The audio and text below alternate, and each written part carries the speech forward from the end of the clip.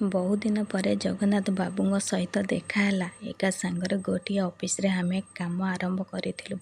ଗୋଟିଏ କଲୋନୀରେ ରହୁଥିଲୁ। ଦୁଇ ପରିବାର ମଧ୍ୟରେ ସମ୍ପର୍କ ବି ଥିଲା ନିବିଡ଼। ପ୍ରାୟ 10 ବର୍ଷ ଏକାଠି ରହିବା ପରେ ଜଗନ୍ନାଥ ବାବୁ ଅନ୍ୟ ଏକ ଚାକିରି ପାଇଁ ସପରିବାର ନୂଆଦିଲ୍ଲୀ ଚାଲି ଯାଇଥିଲେ। ପରିବାର କହିଲେ ସେ, ତାଙ୍କ ସ୍ତ୍ରୀ ଓ ପୁଅ। ସେ ଥିଲେ ବାପା ମାଙ୍କର ଏକମାତ୍ର ସନ୍ତାନ। କିନ୍ତୁ ସ୍ତ୍ରୀ ପସନ୍ଦ କରୁ ନଥିବାରୁ ତାଙ୍କର ବାପା ମା ଗାଁରେ ରହୁଥିଲେ। କରି ବହୁ ଦିନ ହେବ ତାଙ୍କର କୌଣସି ଖବର ମୋ ପାଖରେ ନଥିଲା। କେବଳ ଏତିକି ଜାଣିଥିଲି ସେ ଚାକିରିରୁ ଅବସର ନେବା ପରେ ବି ସେମାନେ ନୂଆଦିଲ୍ଲୀରେ ରହୁଥିଲେ। ପୁଅ ବାହାଘର ସରିଯାଇଛି।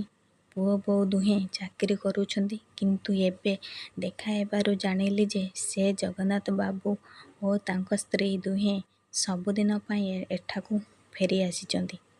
ଦିଲ୍ଲୀର ଘରକୁ ବି ବିକ୍ରି କରିଦେଇଛନ୍ତି। ପୁଅ ବୋହୂ ଦୁହେଁ ଆମେରିକା ଚାଲି ଯାଇଛନ୍ତି। ବୋହୂର ଶାଶୁ ଶ୍ୱଶୁରଙ୍କ ସହିତ କୌଣସି ସମ୍ପର୍କ ରଖିବାକୁ ଚାହୁଁନାହାନ୍ତି।